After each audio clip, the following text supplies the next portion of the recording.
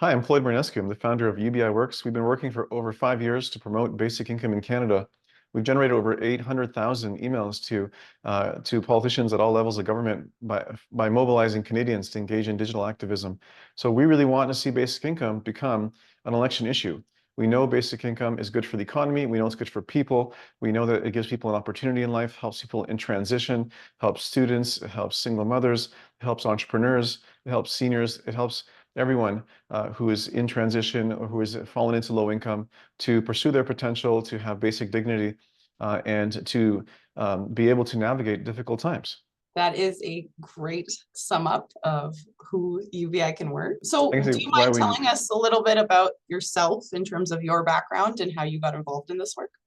So I run a software developer education company, so I think a lot about technology, and we're seeing firsthand the impacts of technology on eliminating jobs and reducing the quality of jobs. This is now a fact. It's been studied that because of modern automation, the last 40 years worth, we see a declining middle class. We see falling job quality. If you're wondering why Canada is the #1 country in the world for number of university educated people who are in poverty, automation is a big factor to do with that, because a lot of jobs that would have been available are simply no longer there. You can see it when you walk into your local McDonald's, for instance. So that was my entry point, seeing that we need to do something to make sure automation benefits everyone. So everyone has a small share of our growing economy so that we can pursue a better economy, a more just economy where people have the means to pursue higher education, the means to pursue jobs that are more meaningful to them, the means to pursue non-market labor that maybe doesn't pay enough, but allows people to pursue their passions and add value to their local communities. This is what a basic income guarantee would do. And I think it's not just it's a right. I think we all deserve to have one, because in this time of so much inequality, where a lot of wealth being created is frankly unearned, it's also due to a lot of community contribution. I think the most vulnerable among us should have basic long-term income security. In my journey doing basic income advocacy, I ran into a lot of people from civil service, people from social assistance administration backgrounds, and they see that this is just much better than existing approaches to social assistance, to income assistance, because it is not, there are less requirements, there's less forms to fill, less lines to wade into. It's just simply based on your annual income, which means people don't have to lose all of their assets if they're in a time of in jeopardy before they can qualify to get some help. Imagine if during COVID we told everyone, hey, you can just sell your house and then you can come and get some extra help. You imagine the uproar that would have happened? But the government moves fast when the middle class is in jeopardy. We should move fast to help people in lower incomes right now, so they don't have to lose everything before they go to get social assistance that keeps people trapped. In fact, basic income is better than social assistance approaches because you can work and keep most of the basic income depending on your income level.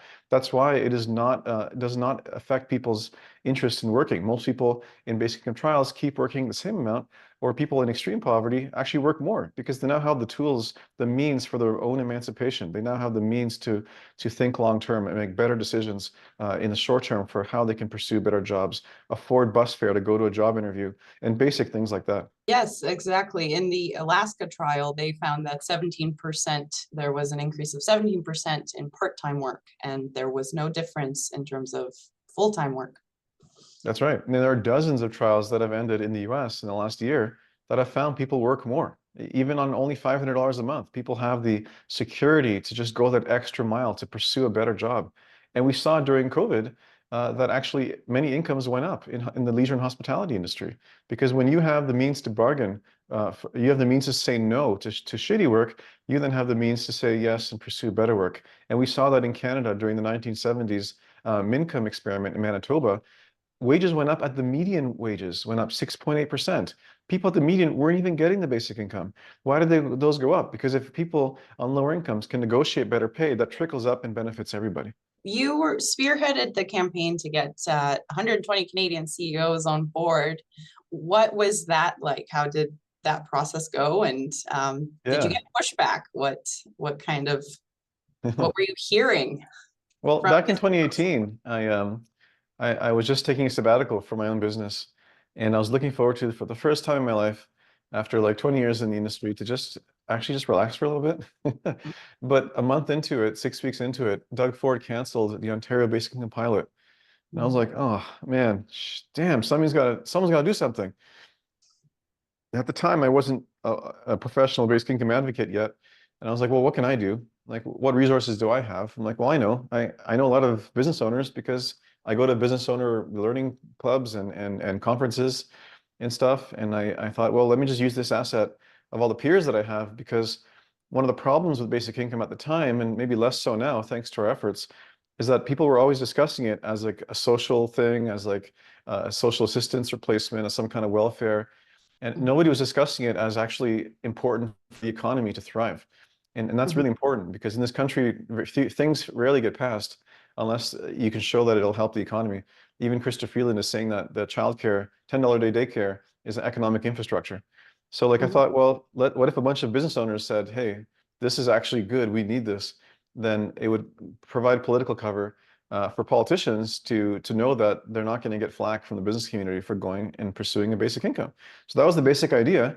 It turns out that the support was always there. Someone just had to ask. Like I just went to literally every CEO I've ever met, and I asked them, "Would you sign this letter?" And I would say probably 3 out of 4 said yes. Of the 1 in 4 who didn't, either they didn't understand it well enough to put their name on it, or maybe they had objections to it. But the 3 out of 4 who said yes had a whole bunch of different reasons. Some of them, like me, had a similar reason as me, is that they grew up in working poverty, and they saw the impacts that had on their families, and basic income would have provided an amazing head start for them to avoided a lot of the problems that they'd had, a lot of the stresses that their families had had. So they're for it for that reason. Others were for it from a wealth justice perspective. Like we with so much wealth, we should have a basic income. It's inexcusable that we still have poverty in a time of so much wealth. Others were for it because they themselves had something like a basic income that propelled them to success. Maybe they had some income support from their family. I know one couple that actually had a combination of unemployment insurance and an entrepreneurship grant from the government, gave them 2 years of a basic income level amount of security. And they went from being bank tellers to being millionaires by starting a business and just being able to fail several times before they got it right. So therefore, basic income, because like, hey, anyone should be a chance to create and start a business. And then another group who people of color, some people of Indian descent, friends that I had, said it's not okay that mostly rich white kids are the ones who can afford to dream big and start businesses. And these are the people that they saw in university that had the ability to pursue larger ambitions. And for them, it was really difficult coming from humble backgrounds as recent immigrants to make it. So they saw basic income as correcting a racial injustice of who has access to prosper and to take risks. So there's a lot of reasons. I was really impressed and very moved by that. So the letter remains at ceosforbasicincome.ca. You can see what their arguments are. You can tell your politician that the business community does support basic income in Canada. That's wonderful. Thank you for leading the charge on that. What would you mind just discussing a little bit your work on the Commonwealth side of things, that as a concept? Do you mind introducing that? Sure. Thank you for asking. Um, so after more than several years promoting basic income, which from a very, basic, like we people need money, everyone understands that, but without really honing in on how to pay for it. A lot of people don't want to talk about that because it really depends on the politics of the time. Like whoever's in power will pay for it based on their own political lens. You can imagine how NDP would want to pay for it versus liberals versus conservatives. And yes, conservatives would also be for it, those who have their heads screwed on right, because it is actually an idea that was supported by many famous conservatives in the past, including Milton Friedman. So studying that, I learned a lot about history and economics, and I learned about what actually drives poverty in the first place, what creates most of the problems in our economy with our productivity and inequality.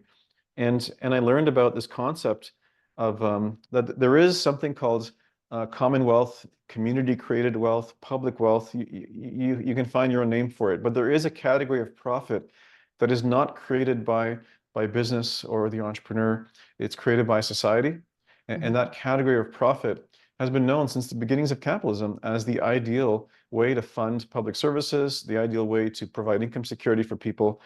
And you could say that in our current understanding of social and economic justice, we got it wrong. It's not left versus right. It's not rich versus poor. It's actually that there is a category, there's publicly created wealth that should be publicly shared instead of privatized. And we're also probably overly socializing privately created wealth, which is inhibiting our productivity and inhibiting job creation. So we could actually find a system where we're taxing the value of unearned value from nature. We're taxing growth in land values, which is really screwing up our housing market, that we're privatizing and encouraging speculation on growing land values under our real estate market. It's really at a root cause issue of why we don't have affordable housing. And we've studied that a lot on Commonwealth Canada. We could reduce income taxes and corporate taxes and other taxes if we taxed land value, if we taxed unearned income in the oil and gas industry, if we tax unearned income in the mineral extraction industry. The basic insight is when you're talking about nature, there is a category of profit that was not created by the extractor. It was created by the community itself, by the market, by our needs as a society. If you look at land value, if you look at anyone's house or condo, the value of that land was not created by the owner. It was created by public investments in the area. It was created by the economic growth at large. It was created by this health in that community. So we could have a system where we actually have very little, none or very low taxes on incomes, on productivity that inhibit our economic prosperity. We could tax unearned income. And if we did that, we wouldn't have poverty. We would have more density in the cities where we need more housing. We wouldn't have so much urban sprawl and so much environmental degradation. And that's a system that I think we're going to have to look at the next 10 to 20 years, because we're facing a productivity crisis. We're facing a housing crisis, an equality crisis, a poverty crisis, and how we treat the value of land and natural resources cuts deeply into all those crises. So I think being able to shift in parts to reduce some taxes and shift to a land tax that can also pay a basic income would correct a gigantic injustice that's hundreds of years old, where people are excluded from holding and owning land. No one can afford to buy a house. Instead, are trapped in working poverty forever. But if we found a way for land value and natural resource value to literally fund a basic income and to reduce other taxes on productive pursuits, we would have this amazing world where, like, the bigger economy grows, the more everyone benefits directly in their pockets, the more entrepreneurs are unleashed. It would be a virtuous economy. It would be an economy that is more true to the actual parts of capitalism that drive innovation and improve standards of living than what we have right now. Because what we have right now is like a market system bolted on top of old feudalist economics, where basically the housing landowners benefit, people who own housing benefit at the expense of future generations. So Commonwealth Canada, we wanted to have that discussion and do that separate from basic income, so we don't confuse the basic income movement with these bigger ideas. Because in some ways, fighting for a land value tax, even if it reduces other taxes, is harder than fighting for basic income, because the property ownership class won't like it unless we find ways to show that it'll actually help them. And that's what we're doing at Commonwealth Canada. We're actually researching what a land value tax would actually do, who would benefit, who would lose, what we can do to ensure that most people experience tax relief in such a package. And that's what we're doing. And we're in the middle of that research right now. We have some draft stuff up.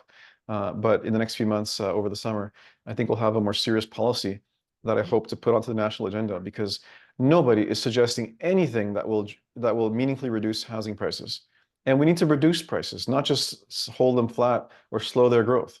And I think a land value tax could do that. That's wonderful. Thank you so much for introducing that concept. I think that that's still new in people's minds, and maybe some haven't heard about it at all. I'm starting to come to see that perhaps a land value tax that pays for a basic income would be an extraordinary solution that fixes multiple problems in our economy. It is a little of a complex subject, so I recommend people to read up on a land value tax, check out Commonwealth Canada, and we're at the beginning of that mission. Meanwhile, we continue to promote basic income at ubiworks.ca and on our social media channels. So thank you. Fantastic. Thank you so much, Floyd.